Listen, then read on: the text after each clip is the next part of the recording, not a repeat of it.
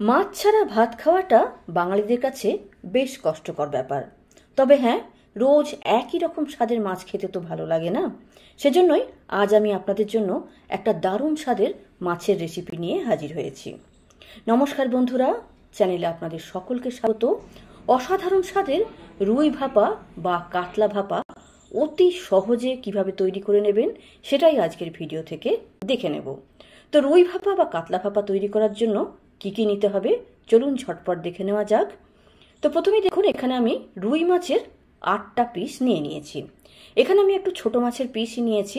আসলে আমার টিফিন বাটিটাতে যাতে 7টা-8টা পিস একসঙ্গে ধরে যায় সেজন্য একটু ছোট মাছই নিয়েছি। বড় মাছের বড় বড় পিস নিলে 3টে বা 4টে মাছই আমার টিফিন বাটিটা ভরে যেত। তো যাই হোক, ছোট সাইজ মাছ বা বড় সাইজ মাছ যে কোনো মাছেরই কিন্তু ভাপা সুন্দরভাবে করা যায়। তো এখানে মাছগুলো কাঁচাই রান্না হবে, আর মাছে যাতে কোনো রকম আস্তে গন্ধ না থেকে যায় সেজন্য প্রথমে আমরা মাছগুলোকে একটু ম্যারিনেট করে নেব।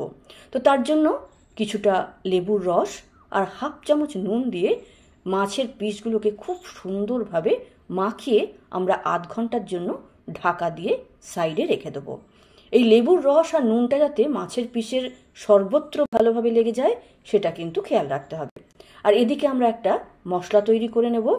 তো এখানে দেখুন, একটা মিক্সির জারে আমি 2 চামচ কালো সর্ষে, 2 চামচ হলুদ সর্ষে বা রাই, 2 চামচ পোস্ত, তাতে হাফ চামচের মতো আমি নুন নিয়েছি আর 1/4 চামচ হলুদ গুঁড়ো নিয়েছি। 2টো লঙ্কাকে ফাটিয়ে আমি দিয়ে দিলাম আর দেব এখানে একটু জলটা প্রথমে কমই দেবো, তারপর দরকার হলে কিন্তু আমরা 2-2.5 চামচ জল দিয়ে দিতে পারি। আমি মাঝখানে এই ঢাকনাটা খুলে 2 চামচ জল অ্যাড করে দিয়েছিলাম। যাই হোক, মোট কথা এই পেস্টটা যেন খুব স্মুথ হয় সেটা আপনাকে খেয়াল রাখতে হবে। তো সর্ষের মশলা তৈরি হয়ে গেছে। এবার রুই ভাপা বা কাতলা ভাপা তৈরি করার জন্য টোটাল মশলাটা আমি এখানে তৈরি করে নেব।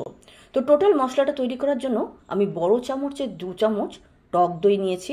তবে হ্যাঁ, এখানে দইটা খুব বেশি টক হলে চলবে না, একটু মাঝামাঝি বা বাড়িতে তৈরি করা ফ্রেশ দই হলেই সব থেকে বেশি ভালো হয়।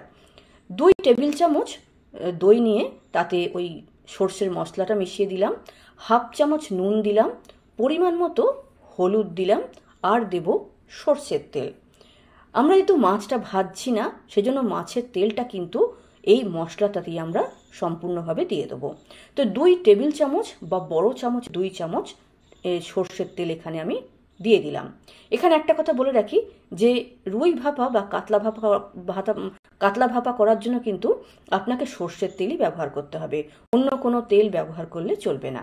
আর আধ ঘন্টা পরে ম্যারিনেট করা মাছটা দেখুন রেডি হয়ে গেছে। লেবুর বীজ থাকলে বার করে দেবেন। তারপরে আমরা এই ভাপানোর জন্য টিফিন বাটিটাকে রেডি করে নেব।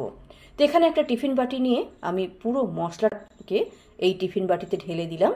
এবার আমরা এই মশলাতে মাছের পিসগুলো একে একে মিশিয়ে দেব। তো মাছের পিসগুলো এমনভাবে রাখবেন যেন এক স্তরেই থাকে, মানে মাছের ওপর মাছ, মানে 2তলা 3তলা করে মাছ যেন দেবেন না।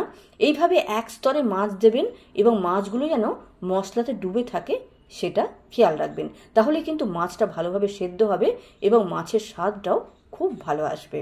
সেজন্যই আমি এখানে একটু ছোট সাইজের মাছই নিয়েছি। তো যাই হোক, মাছের পিসগুলোতে দুপিটেই সুন্দরভাবে মশলাগুলোকে লাগিয়ে টিফিন বাটির ওপর থেকে আমরা কাঁচা লঙ্কা এইভাবে চিড়ে দিয়ে দেবো। আপনি আপনার ঝাল যতটা খেতে পারবেন সেই অনুযায়ী লঙ্কা দেবেন, আর তার উপর থেকে 1 চামচ সর্ষের তেল আবার আমরা এইভাবে লঙ্কার ওপর থেকে ছড়িয়ে দেবো। আর টিফিন বাটিটা বন্ধ করে আমরা ভাপে বসাবো। তো ভাপে বসানোর জন্য এখানে একটা পাত্রে আমি একটা স্ট্যান্ড নিয়ে নিলাম, তাতে পরিমাণ মতো জল দেবো, মানে স্ট্যান্ডটা ডুবে থাকবে এইভাবে আমরা জলটা নেব। তার উপর স্ট্যান্ডের উপরে টিফিন বাটিটা আমরা 20 থেকে 25 মিনিট স্টিম করে নেব। আমি ঠিক 22 মিনিটের মাথায় ঢাকনা খুললাম আর টিফিন বাটিটাকে নামিয়ে নিলাম। একটু ঠান্ডা হওয়ার পরে আমি এই টিফিন বাটিটাকে খুলছি। দেখুন কি অসাধারণ দেখতে হয়েছে আমার এই রুই ভাপা, দেখেই খেতে ইচ্ছা হবে। তো এই রুই ভাপা বা কাতলা ভাপাকে আপনি ভাত, রুটি, পরোটা যে কোনো জিনিসের সাথে সার্ভ করতে পারেন, তবে আমি এখানে ভাতের সাথেই রুই ভাপা সার্ভ করলাম। তো যাই হোক বন্ধুরা, রেসিপিটা কেমন লাগলো অবশ্যই কমেন্ট বক্সে লিখে জানাবেন। যদি ভালো লাগে লাইক শেয়ার করতে ভুলবেন না। আর এরকম আরও ভিডিও পেতে চ্যানেলটিকে সাবস্ক্রাইব করে বেল বোতামটা অবশ্যই প্রেস করে নেবেন। আজকে এতটাই। নমস্কার।